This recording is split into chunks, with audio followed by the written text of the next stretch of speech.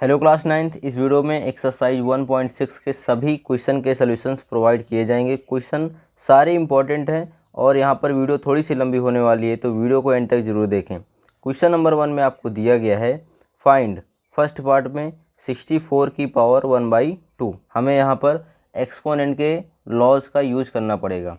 तो क्या होते हैं लॉज ऑफ एक्सपोनेंट? आपने पिछली क्लासेस में एक्सपोनेंट के, ठीक है, लॉज को पढ़े हैं, लेकिन यहाँ पर आपको एक बार फिर से रिवाइज में करवा दे रहा हूँ। जैसे यहाँ पर फर्स्ट लॉ होता है कि अगर दो नंबर्स हैं जिनका बेस सेम है बट पावर्स इनकी अलग अलग हैं और दोनों ही नंबर्स आपस में मल्टीप्लाई किए गए हैं, तब बेस वही रखेंगे और पावर को हम ऐड कर देंगे। तो a की पावर m इंटू a की पावर n इक्वल्स टू हो जाता है a की पावर m प्लस n। और वैसे ही अगर आपको दो नंबर्स दिए गए हैं जिनके बेसिस सेम हैं और पावर इनके डिफरेंस हैं और ये दोनों डिवाइड में हैं, तो पावर्स को हम माइनस कर देते हैं, बेस वही रहता है। सो इसका आंसर आएगा a की पावर m माइनस n। और इसी तरह जो हमारा थर्ड रूल होता है उसमें पावर सेम रहेंगी लेकिन नंबर्स के जो बेसिस हैं वो अलग अलग रहेंगे। जैसे a की पावर m किया हमने और दूसरा नंबर है b की पावर m, ठीक है। तो इन दोनों में बेसिस सेम हैं लेकिन पावर्स बेसिस अलग अलग हैं लेकिन पावर्स इसमें सेम है। तो हम इनके बेसिस को मल्टीप्लाई कर देते हैं और दोनों की होल पावर को हम बना देते हैं m, ठीक है। और ऐसे ही बढ़ते हैं फोर्थ रूल पे। तो फोर्थ लॉ क्या होता है कि अगर कोई नंबर दिया गया है उसकी पावर m है और इस पूरे नंबर का पावर n दिया गया है, तो जब पावर का पावर हो तो इन दोनों को हम मल्टीप्लाई कर देते हैं। तो यहाँ पर हो जाता है a की पावर m इंटू n।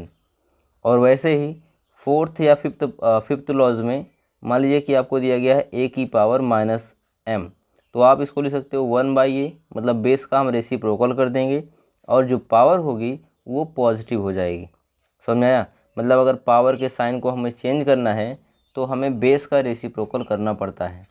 ये फिफ्थ या 5 लॉज आपको इसमें यूज करने पड़ सकते हैं, ठीक है। और भी अगर कुछ यहाँ पे रूल्स फंसेंगे तो उनको हम क्वेश्चन के दौरान बता देंगे, ठीक है। तो यहाँ पर जैसा कि आप देख रहे हो कि 64 की पावर है 1/2।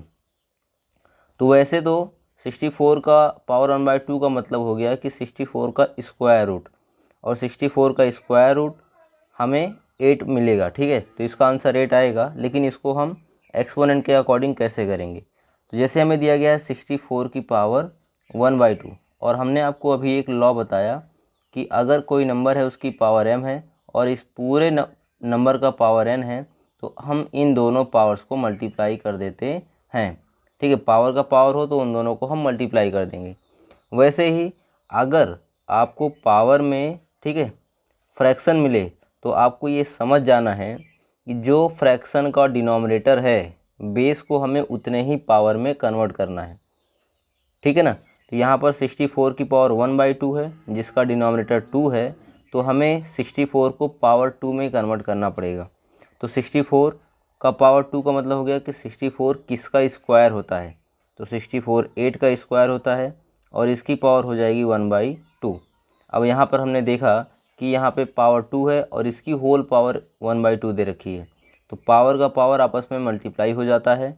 तो इसका जो रिजल्ट बनेगा वो आएगा 8 की पावर 2 मल्टीप्लाइड बाई 1/2।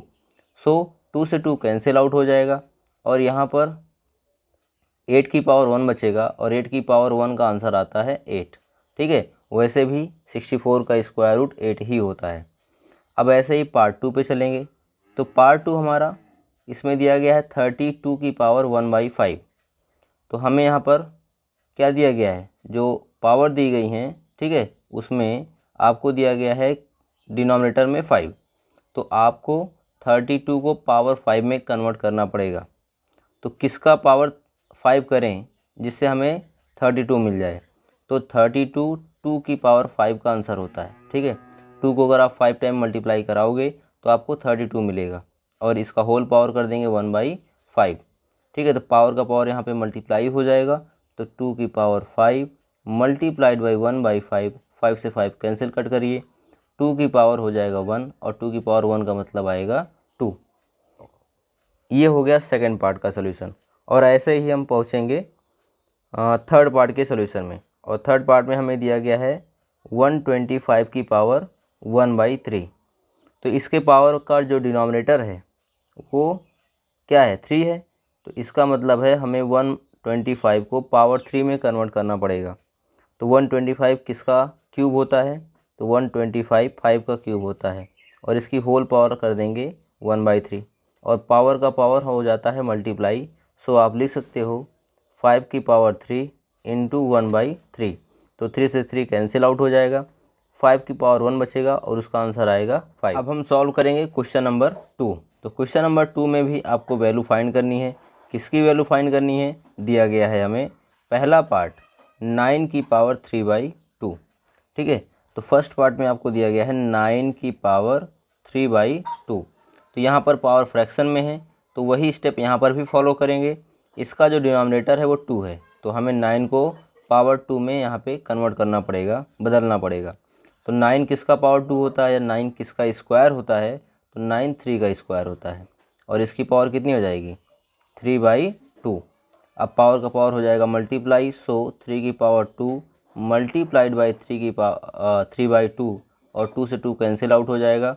यहाँ पर आपको मिलेगा 3 की पावर 3, और 3 की पावर 3 का आंसर होता है 27। ठीक है, ये हो गया हमारा फर्स्ट पार्ट का आंसर। अब ऐसे ही करेंगे सेकंड पार्ट। तो सेकंड पार्ट में आपको दिया गया है 32 की पावर 2/5। ठीक है, तो इसको आप यहाँ पर सेकंड पार्ट जो फर्स्ट वाले का था उसी के अकॉर्डिंग कर सकते हो। और इसका जो थर्ड पार्ट है उसमें दिया गया है आपको 16 की पावर 3/4। तो इसको भी आप फर्स्ट वाले की तरह कर सकते हो। 16 को पावर 4 में कन्वर्ट करिए, तो 16 2 का पावर 4 करने पे मिलता है। ठीक है, तो इसका भी आंसर 2 की पावर 3 मतलब 8 आएगा लगभग में। और इसका जो फोर्थ पार्ट है इसको मैं अभी बता दे रहा हूँ। तो फोर्थ पार्ट में आपको दिया गया है 125 की पावर माइनस का 1/3। तो यहाँ पर आ गया क्या -1/3। तो अगर आपको पावर पॉजिटिव करना है या इसका पावर का साइन चेंज करना है तो बेस का रेसिप्रोकल करना पड़ता है, जो आधार होता है उसका व्युत्क्रम करना पड़ता है। तो अगर यहाँ पर माइनस से प्लस करना है तो इसका रेसिप्रोकल करना पड़ेगा, और 125 का रेसिप्रोकल होगा 1/125। ठीक है, 1/125 ये हो जाएगा आपका रेसिप्रोकल 125 का। ठीक है, तो हमें 125 का रेसिप्रोकल करना पड़ेगा।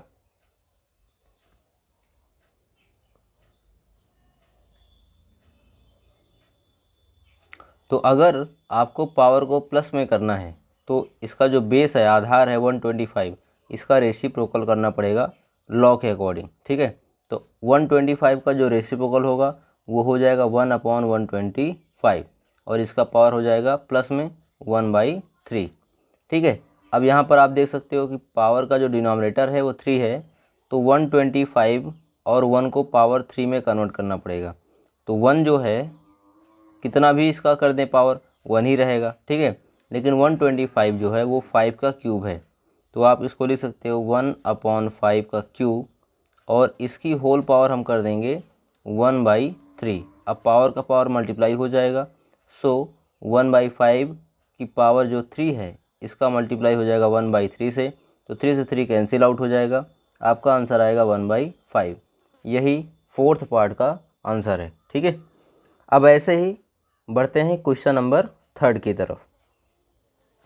तो क्वेश्चन नंबर थर्ड में आपको दिया गया है सिंप्लीफाई में पहला पार्ट आपको दिया गया है 2 की पावर 2/3 इंटू 2 की पावर 1/5।